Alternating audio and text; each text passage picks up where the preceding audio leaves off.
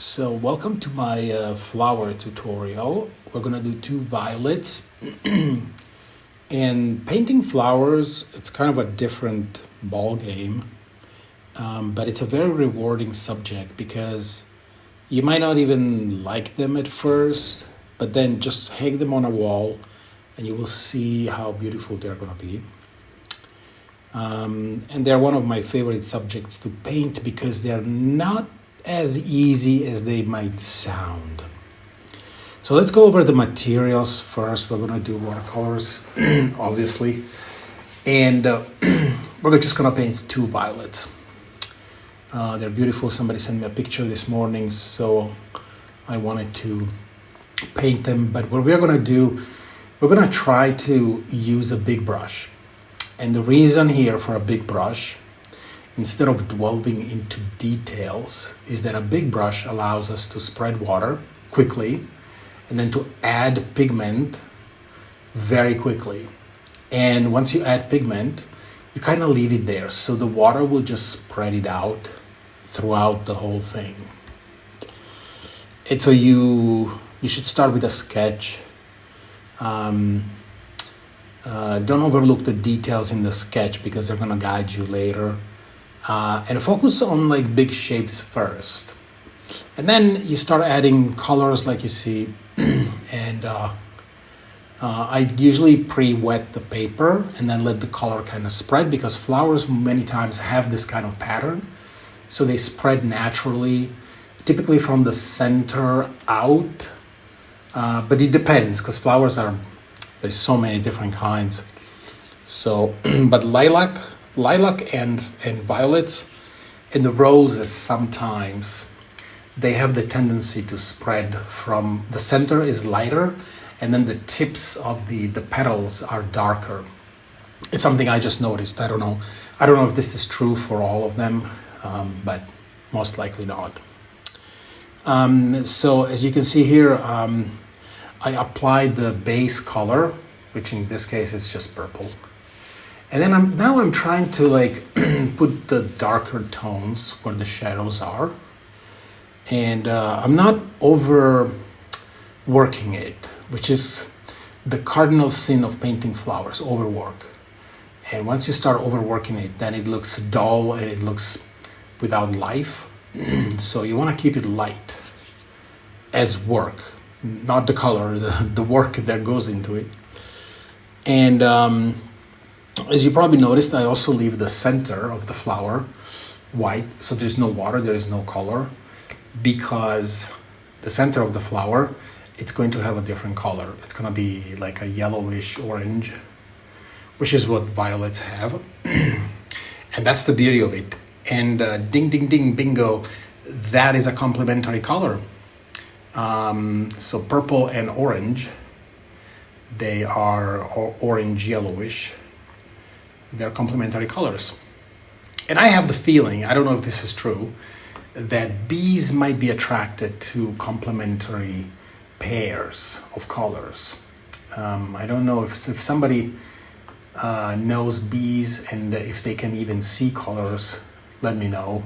I think they can see blue and yellow, but they cannot see the other colors. I don't know. I think I read it somewhere. But yeah, so violets usually have this burst of yellow in the middle, and then it goes to white, and then it goes to purple. So it's kind of difficult. You have to work around that center, which is gonna be leave it white because there's gonna be white too. And so it's quite a challenging painting. And then one of the tricks that I'm gonna use here is that I'm going to do a background, and I'm going to do a background which is green, just like this. I skipped a little bit here because it doesn't take a long time to make this background, but I just wanted that dark green in the middle so that it will just, the flower will just jump out. And I think I kind of succeeded here. And then the edges of this green stuff are extremely faint. There's not a lot of edges because I wanted it this way so that the flowers will kind of like floating around And yeah, but I wanted it darker, the background, so excuse me, it will look nice, and they will pop out. I'm doing some details here. It's really nice to, so with a smaller brush, yeah, I'm using a smaller brush here to paint the veins, because violets have these dark purple veins that go, every leaf has its own, and then they spread into two, so it's a pattern. So they split into two, and then the two splits into two.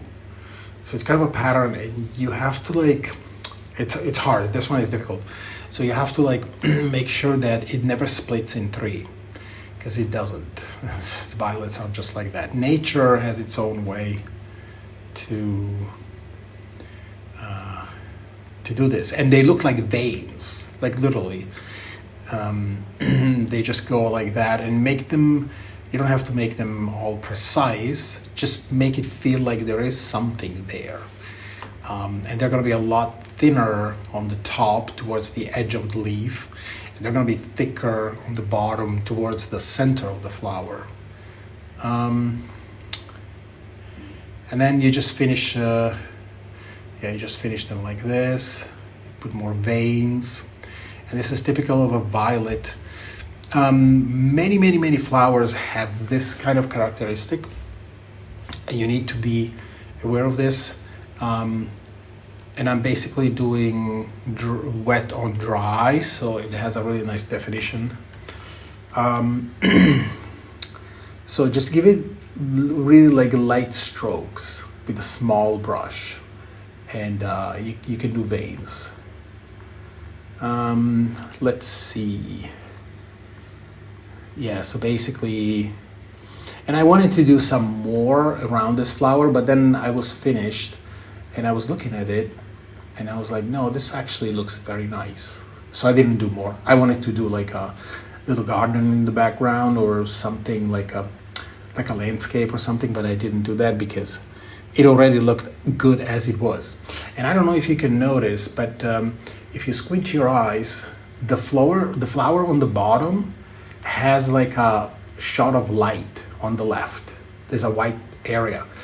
And I decided to leave it there, although it shouldn't be white because the petal of the violet is all purple. If you look up pictures on Google, they're all purple. But this shot of light, I liked it because it makes me think that it's sunny outside. It's like shining on that leaf. So I left it there because it looks really nice.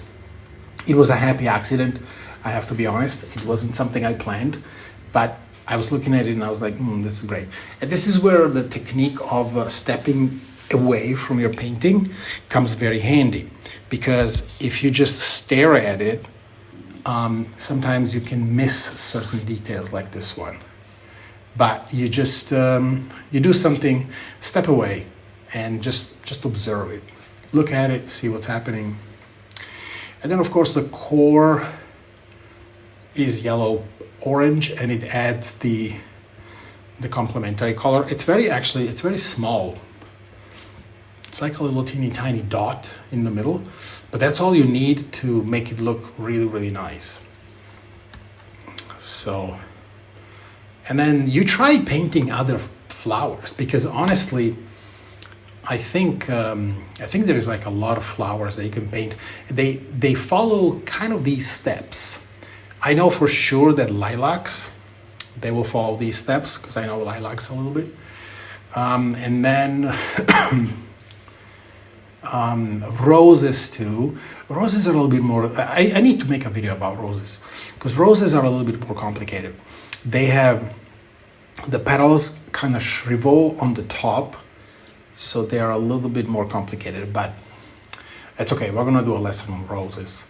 Another one, it's tulips. Tulips are super nice, and actually I'm gonna make a lesson about tulips and how not to make them look amateurial, because sometimes when you paint tulips are so so easy that everybody paints them.